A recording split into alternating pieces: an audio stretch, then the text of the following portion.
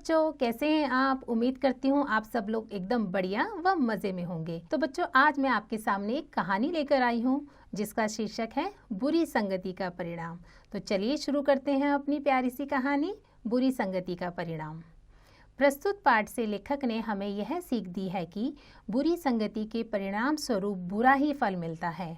हमें बुरे लोगों की संगति से दूर और हमेशा परोपकारी संगति में रहना चाहिए। तो चलिए देखते हैं इस कहानी से हमें क्या शिक्षा मिलती है। कानन वन के बीचों बीच एक सरोवर था। सरोवर के किनारे बरगद का एक विशाल वृक्ष था। उस पर कालू कौवे का बसेरा था। सरोवर में धौलू नामक एक हंस रहता था। दोनों की रुचियां और स्वभाव बहुत भिन्न थे, मतलब अलग अलग थे, परंतु पास रहने के कारण उनमें मित्रता हो गई। धौलू निश्चल स्वभाव का था। उसके मन में किसी प्रकार की दुर्भावना नहीं थी। कालू ने धौलू से मित्रता तो कर ली थी, परंतु अपने दुष्ट स्वभाव के कारण मन ही मन धौलू के रंग रूप से ईर्ष्या करता था, मतलब उससे वो जलन करता था। उसकी मित्रता दिखावा मात्र थी, मतलब वो सिर्फ दिखावा कर रहा था उससे दोस्ती का। जून का महीना था। दोपहर तप रही थी। कालू तथा धौलू बरगद की शाखाओं पर बैठे बातें कर रहे थे। इतने में थका हारा एक यात्री कुछ देर विश्राम करने की इच्छा से बरगद के वृक्ष के नीचे आया। उसने सरोवर में हाथ मुंह धोए और जल पीकर बरगद की शीतल छाया में आराम करने लगा। थका मांदा होने के कारण उसे थोड़ी ही देर में नींद आ गई। होता है ना, जब हम थक जाते हैं तो हमें जल्दी ही नींद आ जाती है। वह शीघ्र ही खर्राटे भरने लगा। कुछ देर के बाद सूरज की तेज धूप यात्री के मुंह पर पड़ने लगी थी। वह इधर उधर करवटें बदल रहा था, परंतु गहरी नींद के कारण उठकर दूसरी जगह छाया में ना जा सका। उसे इतनी नींद आ रही थी कि वो जहाँ था वो वहाँ ही पड़ा रहा।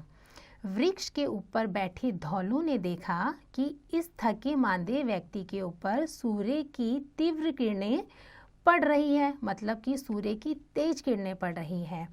उसकी निद्रा भंग हो रही है। वह उसकी ठीक ऊपर वाली शाखा पर छाते की भांति पंख फैलाकर बैठ गया। सूर्य की किरणें यात्री के मुंह पर पड़ने से रुक गई।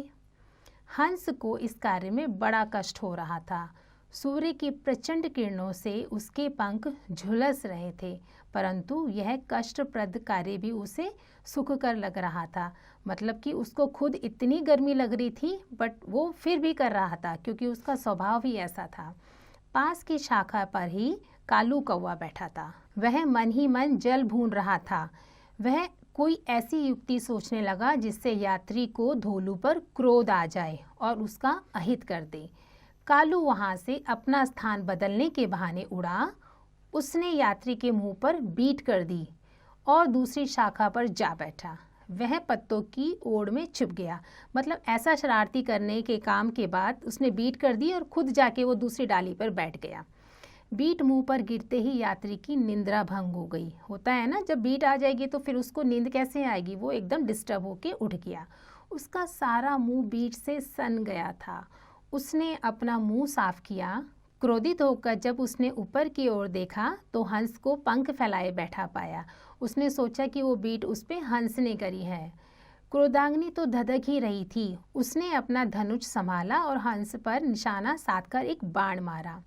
बेचारा हंस फड़फड़ाता हुआ यात्री के सामने आ गिरा और थोड़ी ही देर में उसके प्राण पे खेरू उड़ गए।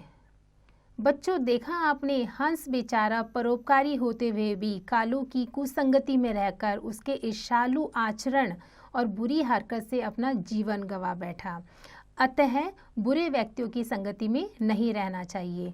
तो बच्चों, देखा आपने इस कहानी से हमें क्या शिक्षा मिलती है। कभी भी हमें किसी भी बुरी संगति में नहीं रहना चाहिए। चाहे हम कितने भी अच्छे हों, पर अगर हमारी संगति बुरे लोगों के साथ होती है तो उसका प्रभाव हम पे ज़रूर पड़ता है और हम भी किसी न किसी मुसीबत में फंस सकते हैं। तो बच्चों, कैसी लगी आपको यह कहानी? उम्मीद करती हूँ यह कहानी आपको अच्छे से समझ में आई होगी और इसी तरीके से कहानी लिखने का, पढ़ने का आप निरंतर अभ्यास करते रहें और इसके अभ्यास कार्य भी आप स्वयं से करें।